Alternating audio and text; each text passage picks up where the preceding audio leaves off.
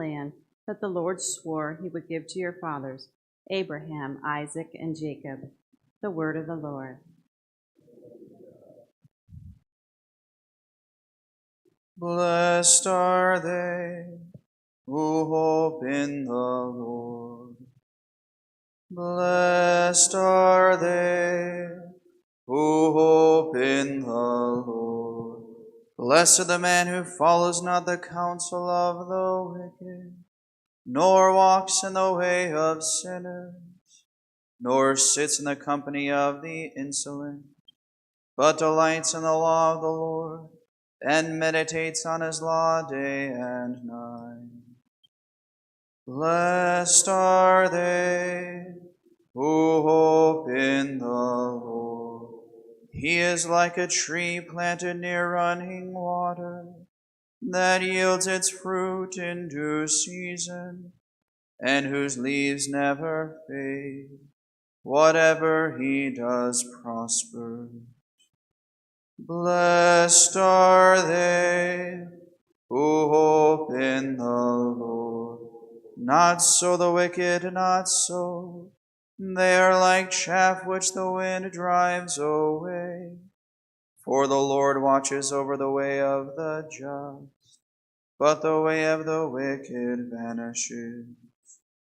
Blessed are they who hope in the Lord.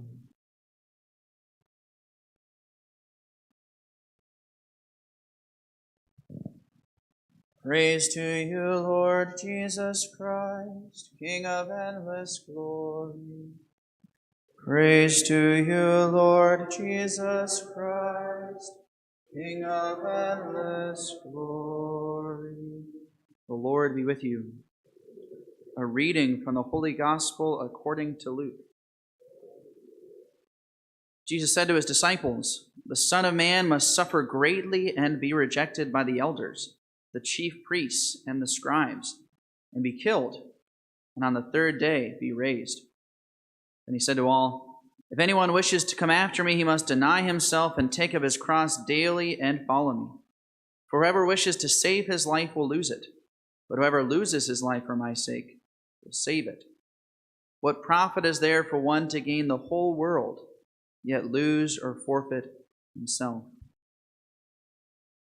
The Gospel of the Lord.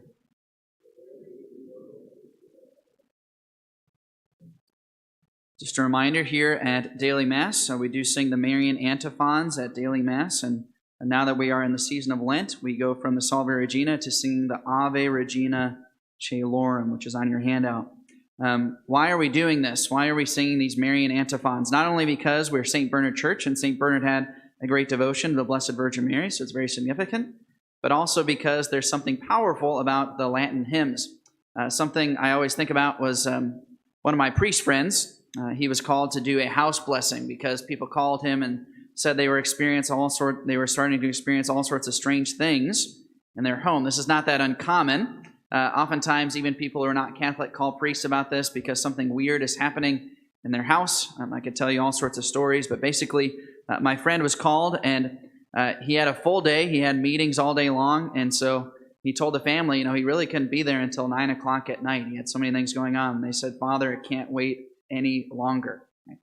And so he got there, and they started telling him the things that they had been experiencing. They had heard a loud screaming coming from behind one of the closet doors. They had strange things happen when they were sitting in a room. They would feel this wave of cold air come upon them out of nowhere.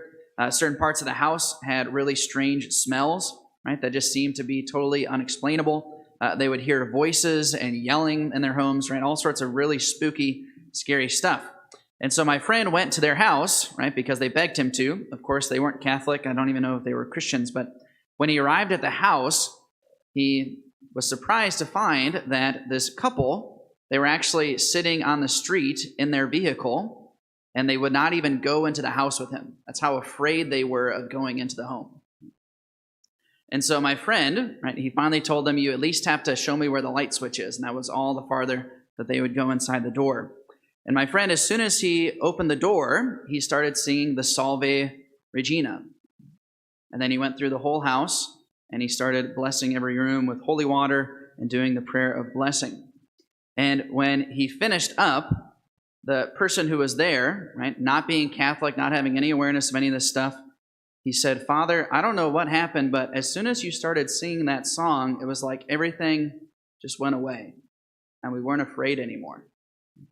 And nothing has happened in that home since then. Right? My priest friend was never called back because presumably it all worked. So there's something significant about singing songs of praise to Mary and also singing them in Latin. Even though many of us don't speak Latin, right, it still is the official language of the church. It's why most exorcists, they still use the Latin language when they do exorcisms, even though you're allowed to do it in English. Right? There's a certain amount of authority that the Latin language has in the spiritual world.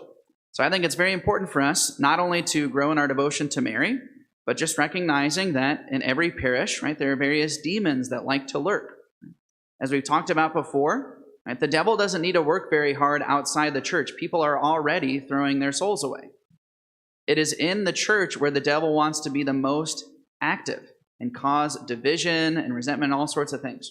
So I think it's very good for us every single day at daily Mass to be singing songs of praise to Mary in Latin, dispelling any of the demons that might be lurking. Right? So we're going to be doing that during Lent. We're going to be doing the Ave Regina Caelorum. It's on the little white laminated sheets in the back of church. If you're not familiar with those, you can follow along. Obviously, as we're getting started this Lenten season, if you're not as comfortable with the song, you can sing a little softer, and I will carry us in the chant. I did just want to point out one thing about the first reading today from the book of Deuteronomy, just because this is a significant passage in the Bible. And so I think it's important for us to be familiar with it. This Lenten season, we're going to be doing Bible studies on the covenants, right, in salvation history. And there's always some confusion about what the covenant was in the Old Testament. We read about the Old Covenant and the New Covenant, the Old Testament and the New Testament. And we have the story about Moses at Mount Sinai in the book of Exodus, but then there's also this book of Deuteronomy. Right? And so there's often some confusion about how these two relate together. And so I just want to explain this a little bit because it's very impactful for the rest of salvation history as well. You guys remember the story of Moses when he liberated the people of Israel, when he liberated them from Egypt with the 10 plagues. The people then went into the desert, and Moses led them to Mount Sinai. And it was at Mount Sinai that God made a covenant with the people of Israel. He made them a nation peculiarly his own, a nation set apart. This was fulfilling one of the promises he had made back in Genesis to Abraham. He had promised Abraham that of his descendants, God would raise up a great nation. This happened in the book of Exodus at Mount Sinai. Israel was established as a great nation. Now, what happened right after that, unfortunately, as Moses was on the mountain receiving the covenant, the people at the base of the mountain committed the great sin of the golden calf. They worshipped this golden bull that they had made for themselves. And so as a punishment, God gave them a new covenant through Moses. This is called the book of Deuteronomy. Deuteronomy literally means in Greek the second law, right, or the second covenant.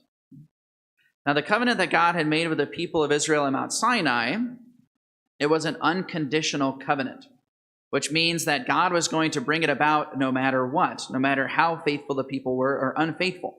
And he eventually did this in the church. When Jesus came to earth and he established his church, right, he very specifically set it up as the new nation of Israel. Okay? And that's a homily for another day. But this covenant of Deuteronomy was different. It was a conditional covenant. It was an imperfect covenant because it was made through Moses and not directly from God. And at the end of Deuteronomy, after Moses had explained to the people all of the rules and regulations of the covenant, he did this really interesting covenant ceremony. He took 6 representatives of the 12 tribes, and he had 6 of them stand out at Mount Ebal. And then there was a valley in between Mount Ebal, and on the other side, he had 6 representatives of the tribe stand on Mount Gerizim. So Mount Ebal and Mount Gerizim. And Moses told the people on Mount Ebal, to explain the curses of the covenant.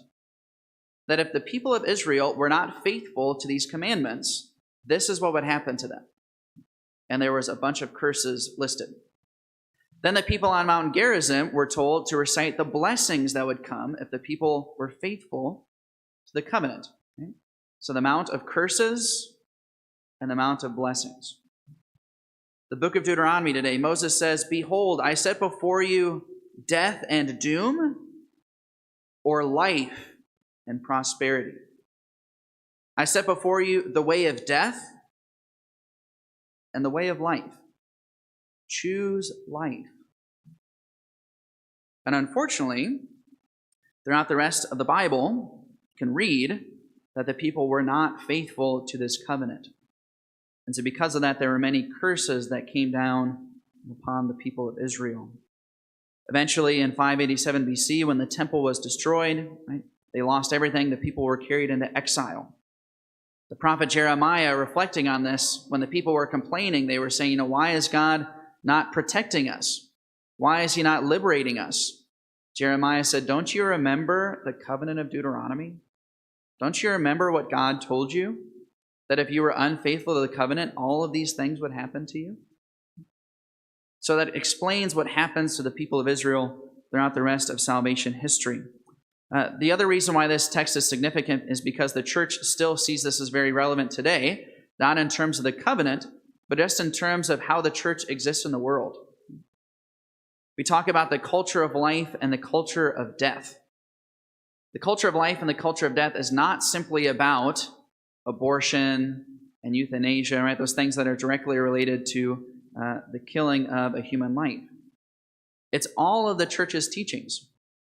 The church holds before the world the way of life, the way of true flourishing. And yet there's always another agenda in the world being pushed, which the church has called the culture of death. And it applies to all sorts of different things. It applies to the breakdown of the family. It applies to the breakdown of parental roles. It applies to the breakdown of some of the confusions we see today about gender ideology and all sorts of other things, about people who don't believe in God, about people who are proactively trying to destroy the church, right? All of those things. It's the culture of death. And the church has always seen itself as holding up the great laws of a culture of life. That if you are in the church, if you are faithful to the church's teachings, if you follow God with all of your heart, you will truly experience the blessings that come with that. Not because God is particularly blessing you, but because his commandments literally do lead to life and fulfillment and happiness.